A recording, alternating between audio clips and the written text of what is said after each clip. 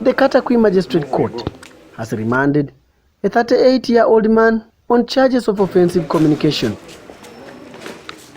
The accused is Michael Amodoi Azel, who has been using a social media name Need Uganda, a resident of Atapar village, Ongatunyo parish, in Ongongoja sub-county, Katakwi district. This followed yesterday's arrest, where the police in Katakwi district summoned Amodoi Michael Azel, whose file had already been opened earlier after a one Raphael Ojakal, a district councillor of Wusuk sub-county, opened a case against him, alleging that Amodoi had been using social media for tarnishing his name and those of other local leaders.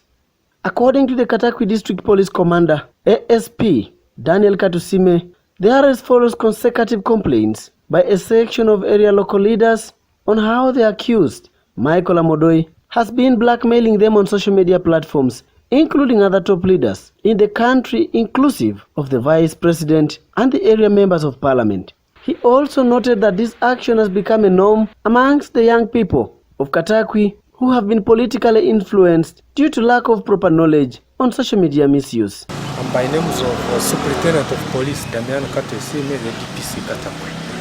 And as you already alluded to it, the offense or our act of Computer Misuse Act, very many people need to be sensitized about it.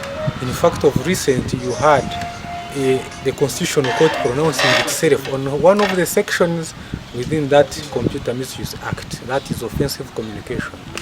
Now, the person we have at our police was charged of cyber harassment, and that is, I think, section 24 of that same act, because the brief facts say that he continuously threatened the complainant on the social media, that is WhatsApp. Much of my effort should be to the people out there, especially the youth, the young people who are using these gadgets like the ones you are holding, that they should be very careful on what they communicate, because an offense remains an offense. When you threaten a person, especially to harm him physically or even kill or even injure, it always remains an offense until proven otherwise.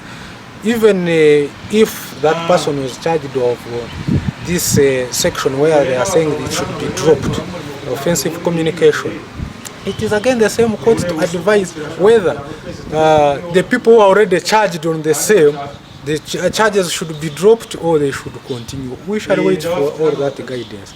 But the bottom line is sensitization of the people to know that offensive communication, okay, cyber harassment and other related offenses like child pornography under the same act is still prohibited. On appearance before the Chief Magistrate, Her Worship Margaret Anyu, Raphael Ojakal, the main complainant in this case, also the District Councillor of Wusuk Sub-County, accuses Amodoi for constant character assassinating his name and his family to the extent that he now experiences gender-based violence. My name is Raphael Ojakal, the Councillor for Wusuk. The suspect that has been arrested has frequently been posting statements that try to demean my personality, not only mine, but also the many leaders. Say, for instance, the Vice President of the Republic of Uganda, the RDC of this district, also the Member of Parliament for Wusuk County, Honorable Bosco Kran. Amodoi has been perpetually posting his statements that put us in an array that the community disowns us. The community looks at us as bad people in a way that he tries to post and share in very many platforms. Say, for instance, Teso Parliamentary Forum, Teso Nikotoni, Wusuk Nikotoni, Katakwi Youth Parliament, and many other platforms. He doesn't share in only one, but shares in many. When you try to ask him, he seems to be used by different political players who are our opponents in this district.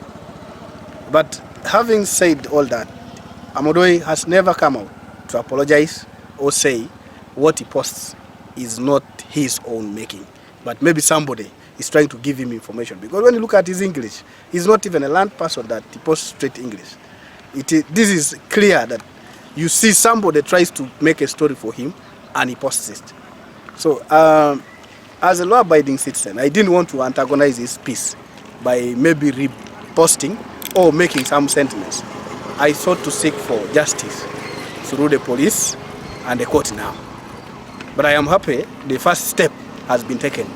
And when the law finds him guilty, we will use that as a landmark, because many young people are excited with their smartphones. They have accepted to be used to ensure that leaders' names are tainted and dirtied in the public.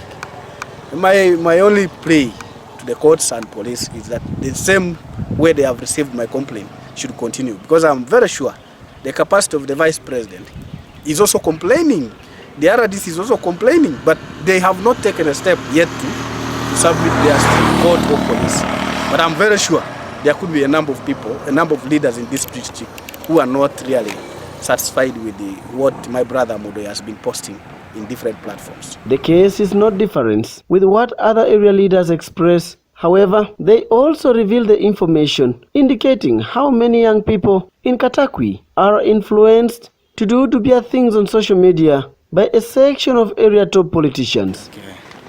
My name is Sadat Joseph, District Councillor for Katakwi Town Council. I stand here to condemn the act being practiced by young men, especially on social media. Young men have been now being used by other leaders to tarnish the image of other political leaders on media. So you find that a young man is not ashamed to even attack the Vice President on social media, making a lot of statements accusing a person of that level, including even other elected leaders, even civil servants. These young men have been influenced to post wrong messages accusing leaders, tarnishing their images, which is very wrong. I think they give them some kind of money. Actually, they want to make it as their source of livelihood, instead of focusing on other developmental programs. As a young person looking for projects to do, like goat rearing, bricklaying, but they are going to waste their time on tarnishing the image of people who have built already their names. So this act is highly condemned. My name is Okelo John Michael. In fact, what that boy did is really giving us a lot of questions. That what are the youth trying to show? And yet there is a lot of work to be done than abusing people on social media. It's not proper. That's why I'm condemning the act. The law should take its course against such people who use wrong